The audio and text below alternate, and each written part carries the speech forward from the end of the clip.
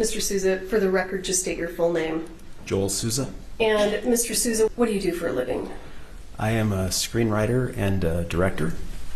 How long have you been a screenwriter and a director?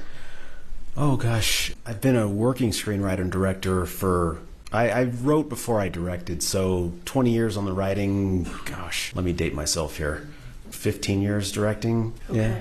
Thank you. How did you become involved in the movie Rust? I had made a movie called Crown Vic that came out, I think, in 2018 or 2019. And there was a time when the actor Alec Baldwin was going to be starring in that movie. And as happens with independent movies, you get ready to go, your financing falls apart. You push the boulder uphill again, your financing falls apart. You rinse and repeat endlessly, sometimes it seems like. But the schedule sort of ran out on us and he wasn't able to star in it. He stayed on as a producer. After that movie, he liked it and I think he felt like he missed out or something. So we talked about doing another project together with him as an actor. And I had a couple of things in mind, one of which I wanted to make a Western, and he thought that sounded interesting. And so he hired me to write the script. So you actually wrote the script for Rust. And then at some point, did you begin preparations to actually turn that script into a movie?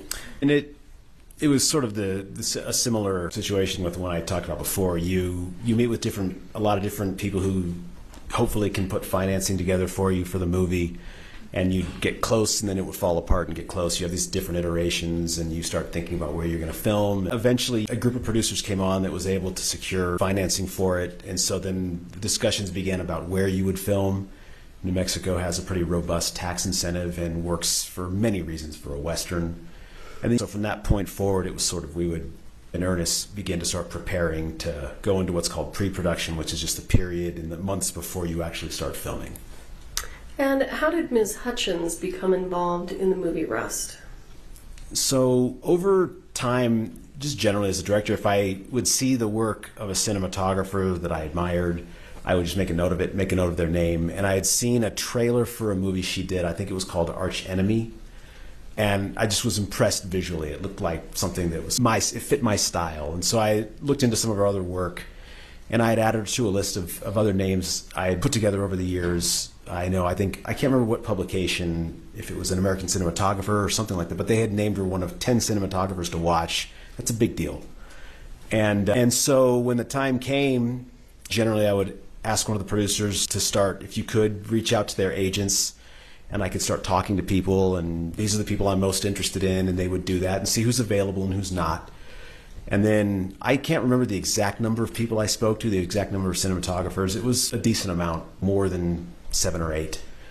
And it was all over Zoom. We were in the middle of COVID still. We had a very long Zoom conversation where it's those great conversations where first you're talking about what are your influences, what are your that, and by the end you're just enjoying a great conversation. And in the end, it had come down to her and a few other women who I was a fan of. And they were all excellent, but something about Halyna we were really, really, really in tune with what we both thought the movie should be. She had some really interesting references she would make. My references would always tend to be a little more mainstream, and she would be talking about some avant-garde Russian filmmaker, and that's a hole in my game, and she was going to fill it, and I loved that. And so that's how I asked the producers to, told them that's who I wanted. Please don't botch the deal, and because she's great. And so that's how we came to work together. So. And during the time that you knew Ms. Hutchins, did you get to know anything about her, anything about her background?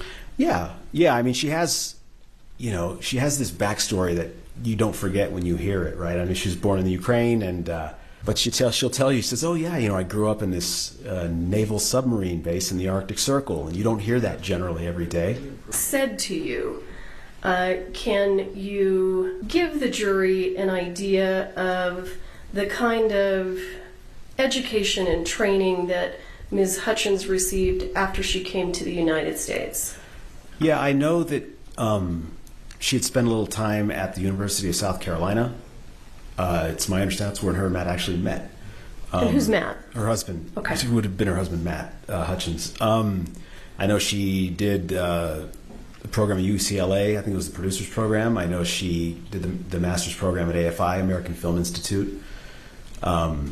And do you recall when she completed the master's program through AFI? Oh, that I'm not sure. Gosh. No worries. Yeah, I'm not sure when. I know she did. She was very, very interconnected with AFI. Okay. Yeah. Did her background and training, did that go into part of your decision to bring her onto this project? Yeah, I'm always impressed when AFI is a prestigious name in our business. I think it's always impressive to me when someone goes through there. I think as a woman cinematographer, I think that's doubly impressive, just because if you look at the numbers in this business, they're sort of atrocious in that regard. But yeah, I think, in that coupled with the work I'd seen from her, and just, she was very keen to do a Western, as I think all filmmakers are, because it's just a really interesting thing to do visually. Okay. And but I think between those things, between her work and her her background, I think she was kind of a no-brainer to me. At some point, did you and Ms. Hutchins come to Santa Fe to begin pre-production work on Rust? We did, yes. Approximately when was that? Oh gosh, let me think back about this. We filmed in. Sorry, I don't want to conflate it with the second go-round. We were filming in October that time, so I believe we would have come out, if I go back, September I guess it would have been late August. Yeah, or the tail end of August, or beginning of September. But yeah, we both came out around the same time. She came from Los Angeles. I live up in the San Francisco Bay Area, so I came from there. And I think she might have gotten there either the day before or after me. Can you explain to the jury how other members of the crew are hired? What goes into hiring camera people and armorers and prop assistants? Sure. I think the department heads will sort of pick their team. Like for the camera team, Halyna would put the word out. She'd go to people she'd worked with before. She would, through the union maybe, or she would basically collect resumes of people, collect recommendations from people. She would make the choices of who she would hire on a camera team. In terms of the production designer is the head of the art department, so he would pick his prop master, his set decorator, his and then those people would also then pick armorer and prop assistants and people like that. The department heads would generally sort of hire their own, or at least interview and then recommend the hires to the production office. Okay. And approximately, if you recall, when did you first meet Ms. Gutierrez? In person, I had a phone call with her before I ever met her. One of the folks from the production office, I can't remember if it was Gabby or Roe, had told me that they had found an armorer. They told me that it was Hannah Gutierrez Reed. I had, of course, heard of Thel Reed. In the business, who hasn't? And so they told me that they had found her. I was keen on having what's called a show and tell, where you would basically have all the weapons that would be used for the movie more or less laid out on tables, and you would then match the cast up with what looks best for their characters and makes the most sense story-wise. And so I wanted to have that, and so the production had her call me, and she introduced herself to me, and we spoke over the phone the first time then. And then a few days later, I can't remember exactly how much, it was a day later, a few days later, I met her in person at the show and tell, and then she was training people that day as well. And at some point, I presume that filming begins and a lot of work begins. Is that correct? Yeah. Oh, yeah. The pre-production itself is an enormous undertaking as well. But we eventually got to our first day of filming, yes. I want to ask you a couple of, prior to your work on Rust, had you worked on any other movies where there were real firearms and an armorer? The movie I had done before, Crown Vic, was a movie about police. And although most of the movie was spent with the two characters driving in a car, so they didn't have anything on them, there were a few occasions we had some armorer days where, there were police weapons and then an armorer there with that. Do you recall how many days you got to experience an armorer on set? Maybe 3 or something, like 3 or 4. It wasn't an enormous amount of days, but okay. We didn't have there was not a lot of gunfire on that movie, frankly. Okay. Can you give us an idea of what your focus is in a given day on the set. Yeah, it's mostly about like who you work with and interact with most. My most direct interactions are with my director of photography, and there's a byproduct of that, the camera team. But you're also talking to wardrobe and production design a lot because you're moving from set to set. They're asking you, is this right? Is this okay? Is this okay? So in general, yeah, I would work, my script supervisor is always there with me as well. But in general, you work with the creative departments. You are spending a ton of time with your cast, with your actors. You're blocking the scenes out. You're walking them through their performances. You're sort of getting on the same page together. Are you largely focused on the behavior of the armorer? No. No, I mean, you see them when they are there at set, but no, I don't generally interact with the armorer during the course of the day on set. Okay. And let me ask you, after the show and tell and the training that you described, did you reach out to Ms. Gutierrez and compliment her? Well, there was a day so I think, if memory serves, I think the first day of gunfire on the movie was day 3, because that was sort of, that day was on my mind from Jump Street with this production, because it was our biggest day of the movie. It was, just to give you sort of an idea of the scale of the day, it was not just, we had, a large part of the day there was an enormous shootout going on between these bad guys and good guys. I think 4 people on one side and 4 people on the other side. There's an enormous amount of stunt work that goes with that. There's gunfire, there's the actors, but then before that there's also, we were walking the characters through town, so the town was filled with background, which is what we call the extras who come. There were horses, there were wagons. It was an enormous day. And at the end of the day, we had made it, and it was a tough day.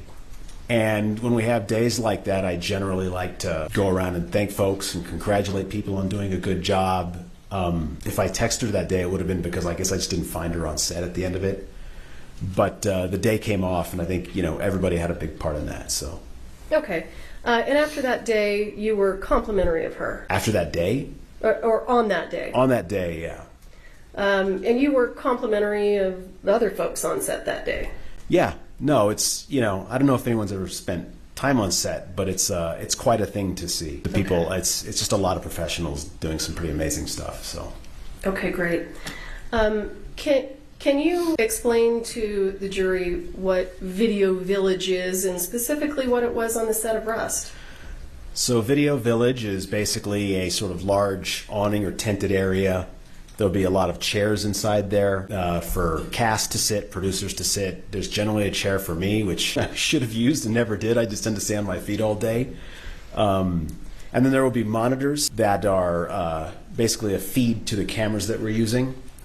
So you can watch what the camera sees essentially from what they call Video Village. So you can watch the takes as we're doing them. Sometimes as a director, you'll watch from Village. Sometimes you'll watch from set. I think every director has a different way they like to do it. For me, it's kind of a mix. And inside Video Village, can you see what the camera sees when the cameras are not rolling? Yeah, as long as the monitors are up. Sometimes you're dealing with wireless transmitters and things, and it seems like on any set I've ever been on, people are constantly kind of running behind the monitors and fussing with cables and transmitters and things, and monitors not down, and then it's up, and then it's down. But in general, yeah, you can see whatever the camera sees. If the camera's powered on, you can see what's going on. Based on your experience as the director of Rust, was Video Village a place that you would frequently encounter Ms. Gutierrez? No, you don't ever see it. Armorers are never in Video Village. They should be next to set. Can you recall a single time that you saw Ms. Gutierrez in Video Village? No. All right. And can you tell the jury generally what your understanding was of where the armor is supposed to be if the actors are using their prop guns that are real? They're real revolvers that they're using as prop. Where's the armor supposed to be? Basically off camera. I mean, there's crew on set, so you'll sort of behind the camera. There are grips. There's the operators. There's sort of the people that are sort of where the camera can't see them, and you would generally expect the armor to be just sort of standing off screen, ready to hand or retrieve when we're starting or finishing the weapon. Okay. Yeah. Were you ever under the impression, based on your experience, that it would be appropriate for the armorer to leave real weapons with actors and then leave the area? No, that wouldn't be what an armorer should do, at least in my experience. Okay. And can you give the jury an idea of, at the beginning of the filming of Rust, did you even understand what a dummy round was? Not really. Like I said, I didn't have a lot of exposure to that kind of stuff before. I wonder, I don't exactly have a clear memory of it. I have a feeling the first time I heard the word dummy is after everything happened, to be frank. Okay. Yeah. I'm just wondering, during the time that you were the director on Rust, and to be clear, you are directing the scenes. Yes. So when the actors are outfitted with their revolvers and they're preparing to film the scene, you're the person that's there directing. Is that right? Yeah, I'm talking it through with the actors, yeah. Did you have an opportunity to see Ms. Gutierrez engage in her armorer duties by providing firearms to actors or retrieving those firearms? Yeah, I remember times seeing her do that. I do, yes. Is there ever a time, well, let me ask you this, when we talk about how the armorer and the assistant director are you familiar with the way that the armorer and the assistant director are supposed to do a safety check of guns? Yeah, pretty much. Yeah, I have a pretty good understanding of it. Okay. And what is your understanding of whether or not the armorer should load the gun in the presence of the assistant director? Ooh, to be honest, that I don't really know. Okay. I'm not sure if it's supposed to come to that moment loaded or if they're supposed to do it in that exact moment. That I'm not certain. Let me ask you this. Did you ever see Ms. Gutierrez load a gun with dummy rounds in the presence of the actor or the assistant director? I mean, gosh, nothing that really sticks out to me. I remember times when she would call out what was in it, but I don't remember really seeing her specifically putting things in. Okay. Do you ever recall any safety checks where you saw Ms. Gutierrez shake rounds before loading them into the gun? I never saw anyone shake a round, no. Thank you.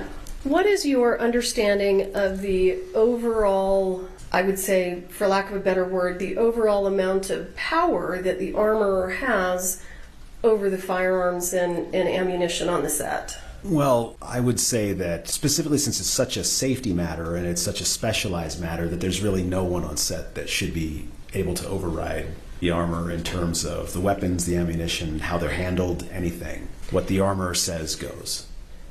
And would that include the star actor and producer, Mr. Baldwin? It would include anybody, yeah. Okay. I want to ask you a little bit about the COVID protocols that were in place on the set of Rust. Mm-hmm. We understand that this was during COVID. Tell us how that worked. Yeah, it was during COVID. We would come to set in the mornings. You'd get in a big line. They would have the people doing the testing. I believe they had like a trailer there there was a specific kind of testing you would do that would be more like the quick nasal swab, and then there was the kind that would take longer to process. They would do both. People would mask, particularly indoors, were encouraged to. I think, everyone tried to be extremely careful, and to my knowledge, we never had a positive test on the show. Okay. Was there any kind of a requirement on the set that people needed to leave, let's say, the church or another indoor filming area to reduce the number of people inside due to COVID? Nothing I ever heard of. No, there was the people who had to be there. So.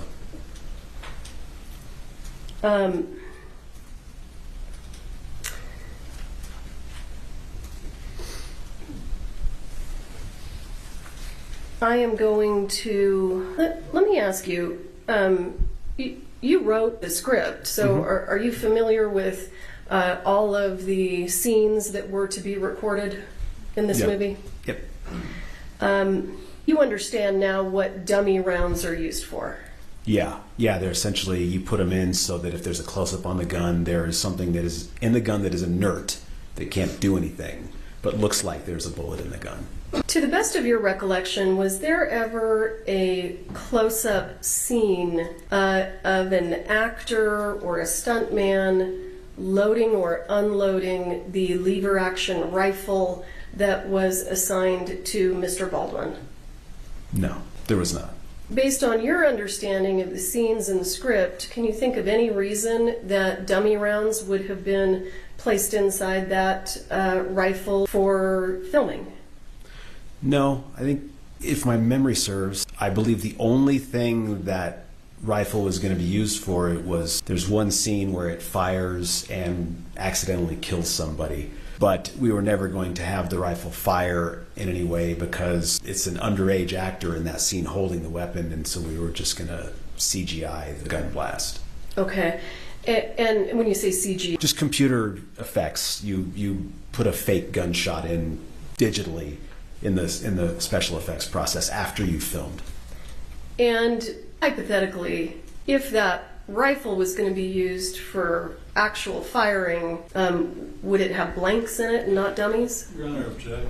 To be clear, can you think of any reason, and I mean in terms of cinematography and what you understood about the filming of the scenes, that rifle needed to have dummy rounds? We wouldn't see them. I mean, dummies are purely visual. If they go into the rifle, they disappear into the rifle, so you wouldn't see them, so you wouldn't need dummies in the rifle. Thank you, sir. I'm going to take you to October 21st of 2021. Can you explain to the jury how that day began? Yeah, we got there early as we always did. It was still dark. Gaffer was waiting there for me with mittens and a hat for both me and Halyna, as he always did. And who was the gaffer? Serge Svetnoy. Okay. And we had realized that I think it was 6 members of the camera team were going to be leaving. And so we knew we were going to not get started, really. It was very early. I think Halyna knew that they were going to have to start finding other local folks that were available for work to get us there. And so things started a little later that day than they generally did. And once, I don't remember exactly the number of people that were brought in after the other team had left. I'm gonna stop you right Sure. there. In your experience in the film industry, is it unusual for this kind of a disagreement to occur between production and the camera team? I haven't had it happen on one of the movies I've directed, but I know other folks who have had that happen, yes. And were you particularly concerned about whether the cameramen that quit were disgruntled or had any malintent towards the filming? I wasn't concerned about anybody having any malintent. I think there was a decent amount of acrimony between them and the production office and producers over some things that have been sort of going back and forth.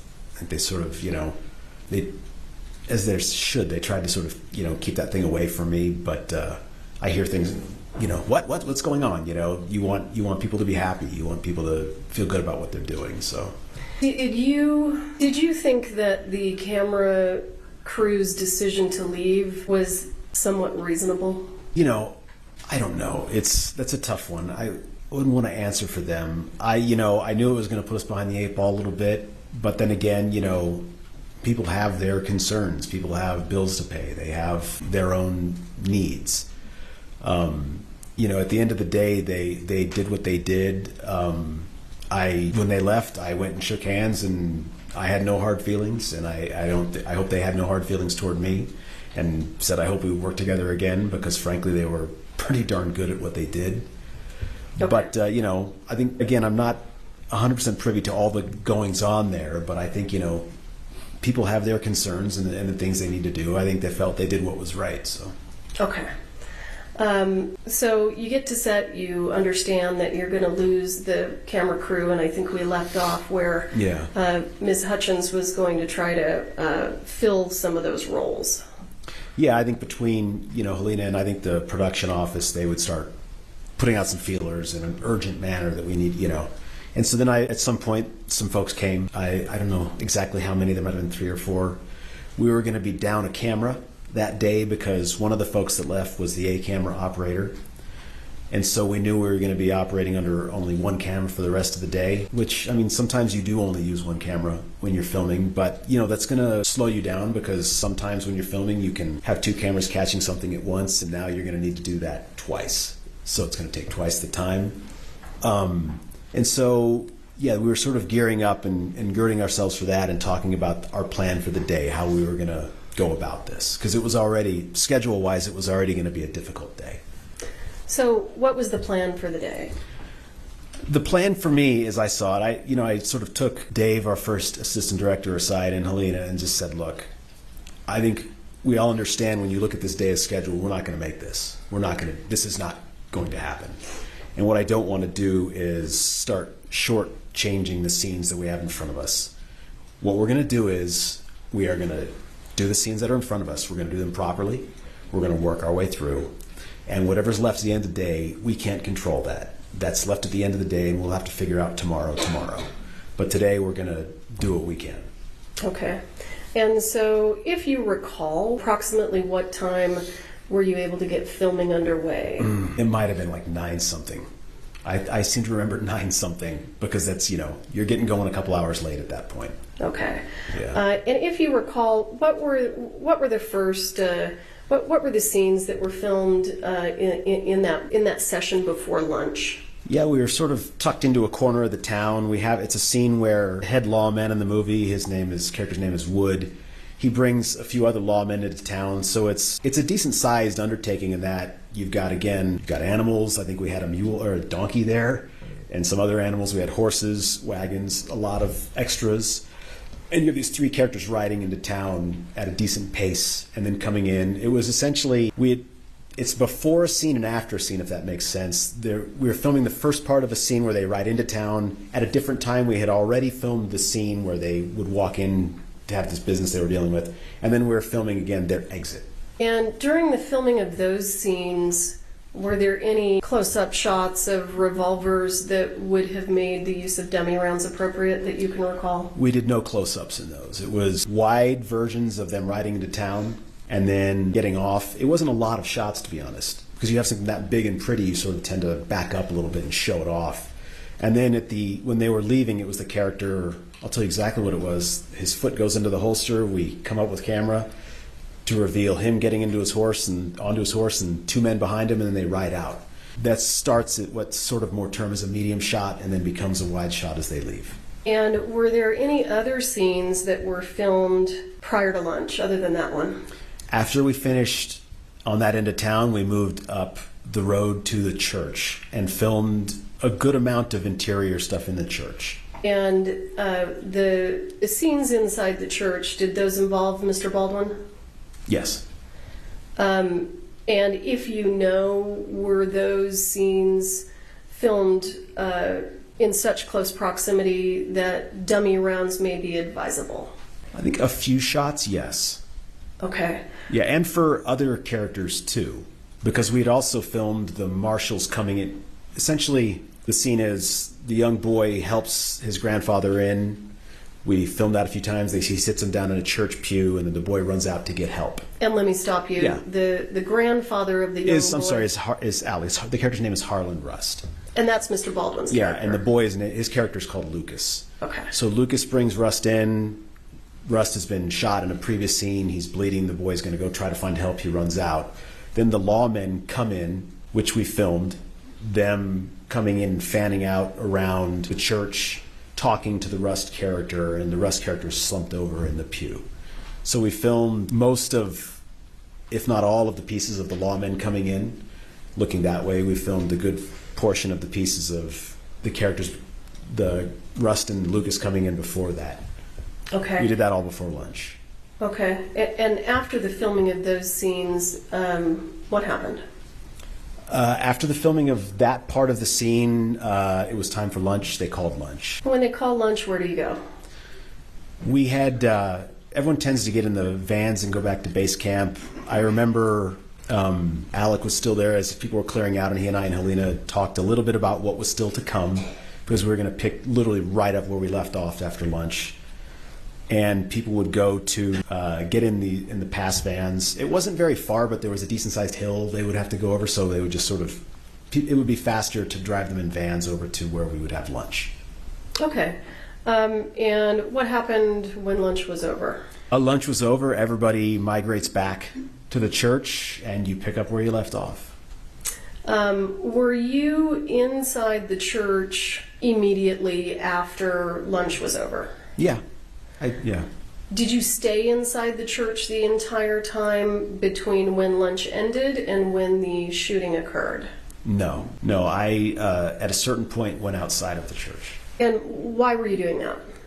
So when we were setting up the camera angle, we were talking about what the shot was supposed to be. And forgive me if I over-explain this, but the scene is very tense, right? And so you achieve that through editing and camera angles. And so you want to see Rust sitting there. Is he dead? Is he alive? The men coming closer. They're ordering him to give up. And then you cut to close-ups, and you're cutting from the character to the lawmen back and forth. And the first shot was supposed to essentially be the first moment we might realize that Rust is not, in fact, as injured as we might have thought. And so it was going to be a close-up on the weapon coming out of the holster. And so we talked about that a little bit. Halyna and I had talked, and there's Reed there, Serge was there, they're talking about the lighting. And then at a certain point, it's time to set the camera angle up. It's not a rehearsal yet. You're just sort of what they call auditioning the shot. Like, do you like this camera angle? Okay. And so once they do that, the camera was on the dolly, which is a gigantically heavy piece of equipment. And it was in the middle of an aisle between pews. So the pews were here and the dolly's in the middle. And when you're in a tight space like that, I generally, when they start moving the gear around, feel like I'm in the way. And so I got out of the way, went outside, and I figured, we still had one monitor. There was no village anymore that day, or that I'm aware of. Not in the traditional sense that there would be monitors lined up, but there was still a monitor that I could see the camera through. Where was that monitor? That was outside of the church. I don't remember if they had it on a stand or if it was on a cart. It was not a big one, but they were trying to get image up on the monitor having come back from lunch. And after a time, the image was just not coming up. And so I decided, before they get too far afield, if they're sort of setting this up in a way that I think isn't going to work, I would like to at least stop them and say, no, let's move it here. And so that's when I went back inside to have a look. So at any point in time, did you see Ms. Gutierrez enter the church with the firearm? No, it wasn't. I wasn't aware of her coming in or leaving or anything. The church was, there's an enormous amount going on. A million voices, it feels like. The special effects guys are rigging things up in the roof for debris for later on. When the shooting starts, there'll be debris falling down, and there are people working the lights. There are people moving the cameras. There's a lot going on, and so I didn't really register that. Do you have any idea who provided Mr. Baldwin his revolver for the scene? No, I mean, just beyond in a general sense about who's supposed to hand it off, but no, I didn't see anybody give it to him. Okay.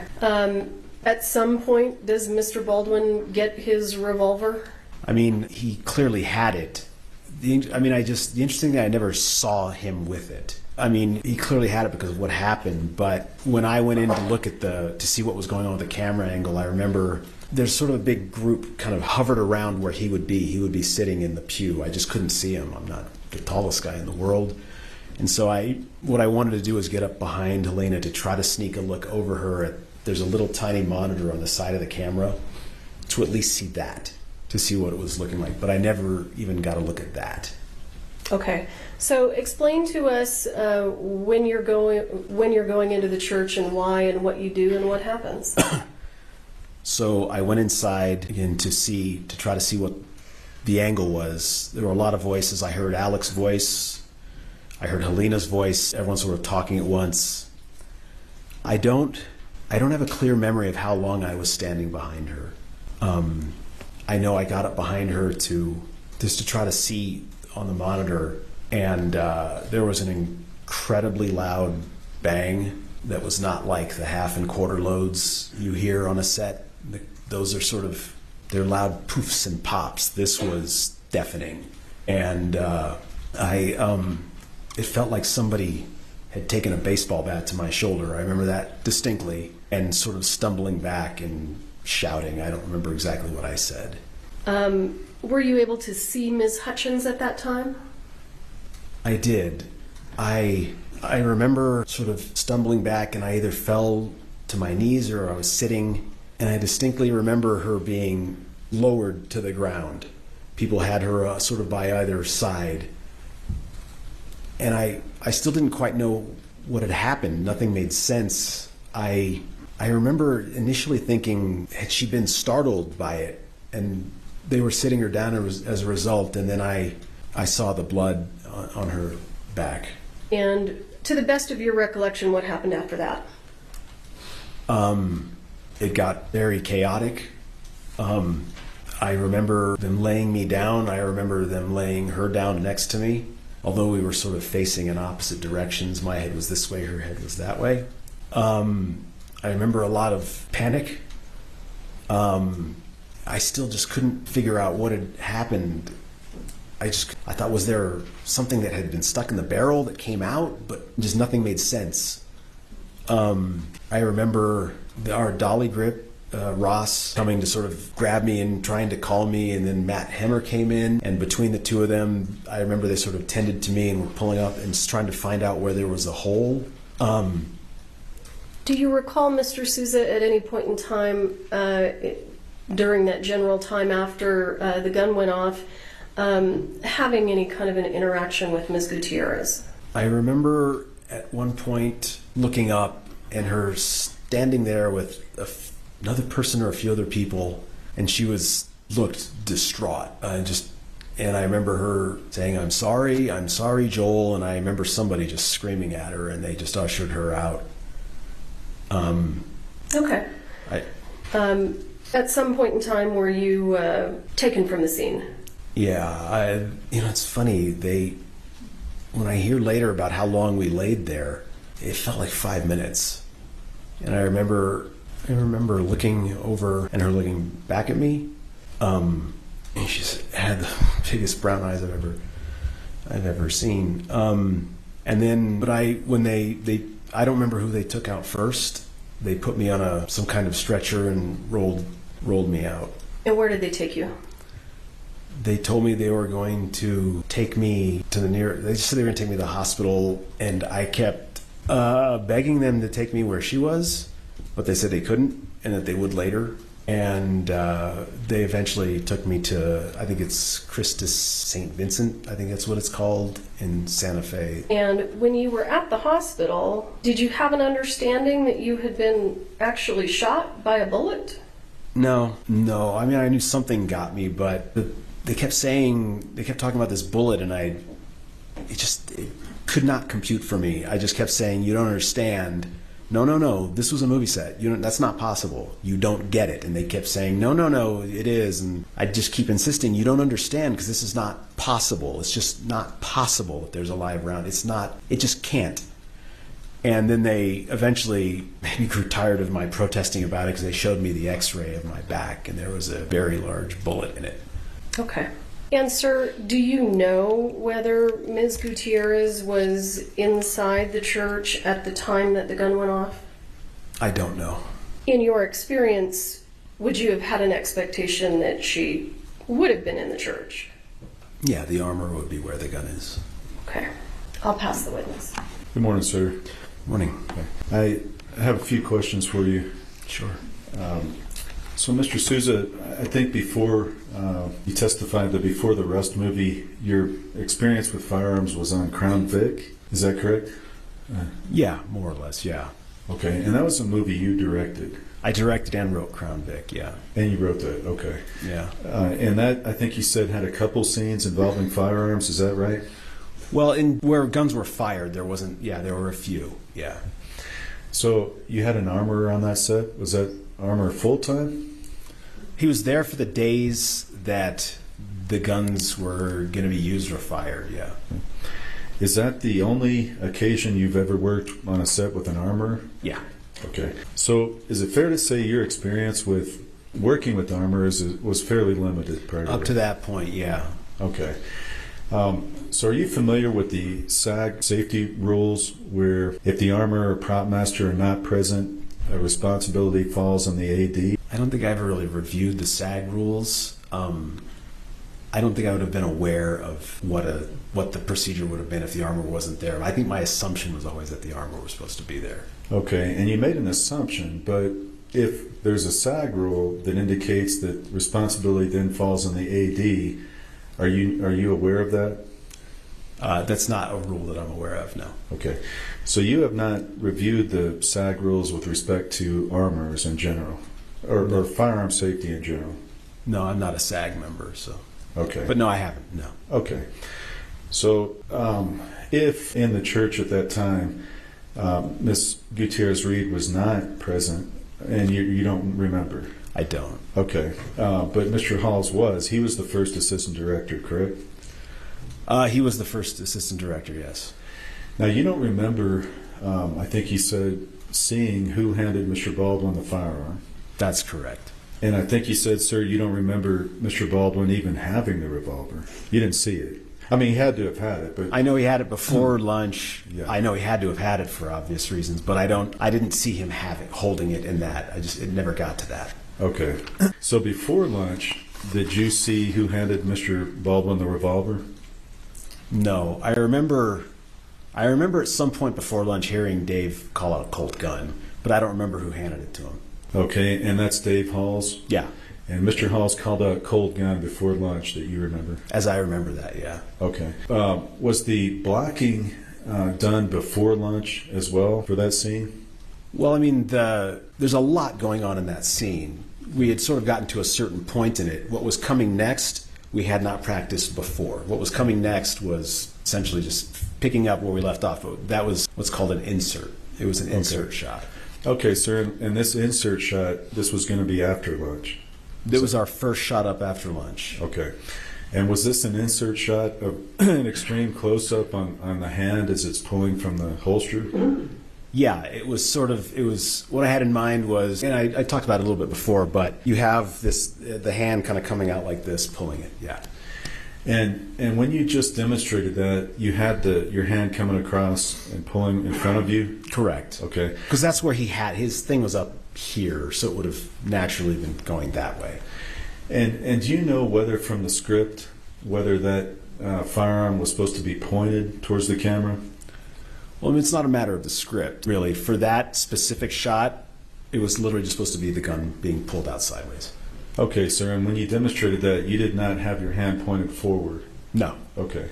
So in that extreme close-up shot, it was just supposed to be pulled out in front? Right. Okay. It was very short. Okay. And was that designed to be like an insert to build tension in the scene? Yeah, you cut back and forth and back and forth. Yeah. Okay. Okay, I understand. So at the time that occurred, after lunch, when you're doing that extreme close-up scene, was that called a blocking? Yeah, it's sort of blocking for camera, yeah, to see, they want to see where the focus needs to be, and how it's going to look, which way the camera's going to be oriented, essentially. When I said auditioning the shot, it's essentially the same thing as the camera blocking for the shot. So in essence, that scene is just setting up. There's not even filming going on at that point. Correct. Okay. So with regard to that, did you ever hear Mr. Baldwin insist on having his revolver for that scene?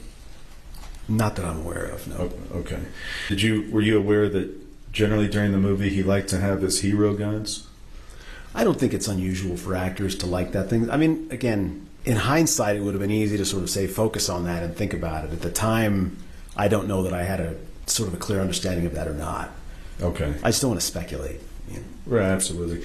So your knowledge of that kind of firearm and in that particular scene, at that time it wasn't very extensive. Right. Okay. So in that scene there's a blocking and it's just going to be an extreme close-up. You were paying attention to the camera, as I understand. You're trying to look at the monitor? Right. I wanted to see what the angle was. But since the monitor wasn't up yet, I thought, well, I should go inside and try to catch a look at it there, because if it doesn't fit what I need to come next, there are very specific pieces I need. Okay. And if it doesn't fit what comes next, we should stop. there was not a lot of time to waste that day. So Absolutely. The day started off behind. yeah. So is it fair to say that your attention was focused on trying to get the right kind of camera angle for that extreme close-up? Yeah, because there's no real performance at play there. It's more of a technical exercise. It's just here's what I need to happen in this close-up in the editing room so that I can get this to work. So at that time, and taking it back to that time, you're more focused on trying to get the scene set up. Your focus is not on looking around to see if Miss Gutierrez-Reed is in the church. Is that fair? I'd say that's fair, correct. And so at the time, did it occur to you at all to look around and see if the armor is there, and if not, to semi-call her? No, I wouldn't say that it did. Okay. And because at that time, there wasn't even going to be more than just pulling out of a holster, right?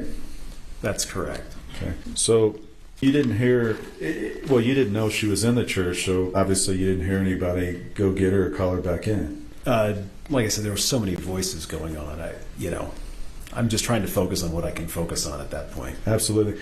You described it, and I kind of got the picture in my head. It was a little bit, all kinds of things are going on at that moment. There's people trying to set up the cameras, and tell me if I'm wrong, or why don't you tell it in your words? Well, there's just a lot of people moving in a lot of different directions. There's the special effects people hanging what are called poppers from the ceiling. During the gunfight, they will pop and then debris will come raining down. There are people positioning lights. There are people moving cameras. There are wardrobe people in and out. There's just a lot. It's, under normal circumstances, it's quite a thing to watch, frankly. I also want to ask you, on the long rifle, the Henry rifle, did you have much knowledge of how the Henry rifle works? Beyond what I'd read about it when I was writing the script, no. I know it's a lever action, and that's what appealed to me in a visual sense. But beyond that, not really, no. Okay. Do you have much experience in general with knowing types of firearms, how they function? No, outside of movies, I have nothing to do with guns. Okay. Now, on that Henry rifle, there was one scene in the script where Mr. Baldwin's character is supposed to come out of the shack or whatever the structure is, and he's firing at the lawmen. You remember that, sir? Right. And did that involve his hero gun, the Henry rifle? He was carrying it. He was not going to be firing it. It proved impractical. Oh, okay. Yeah. So, do you know that the Henry rifle is made such that there's a plunger on the bottom, and when the rounds are loaded, you can see or not see if rounds are in that rifle? No, like I said, I'm not any kind of expert on a rifle. Okay. Part of the armor's duties, would you agree with, they're to be there also for if the particular weapon Mr. Baldwin's holding needs to look like it's loaded, that's their job. Would you agree with that? Yeah, I would agree with that. Okay. Because you got to have a realistic feel for the audience. Would you agree with that? Yeah, I think that's the entire reason dummies exist. Okay. And so if the Henry rifle, if you can see at the bottom whether rounds are loaded or dummy rounds are loaded or not, that would be something that you would want the armorer to handle. If it was required for the scene, yes. Okay. And in that particular scene, Mr. Baldwin is going to confront these lawmen? Mm-hmm. Okay. Now, with regard to dummies, I think you said before Rust, you weren't very familiar with dummies either. I wasn't really familiar with the term of it. I think, I guess it's, I would have assumed that there was, if I'd watch a Western and you see something and they have a gun pointed and there's something at the end of there's something in the cylinders or whatever those are called. I think I would assume there's something in there. I wouldn't quite know what it is. But okay. Yeah. And you talked about on the second go-round in your direct, you completed the Rust filming? We did. And on that second filming, did you use wooden dummies? I wouldn't even call them dummies because they didn't ever get loaded into anything.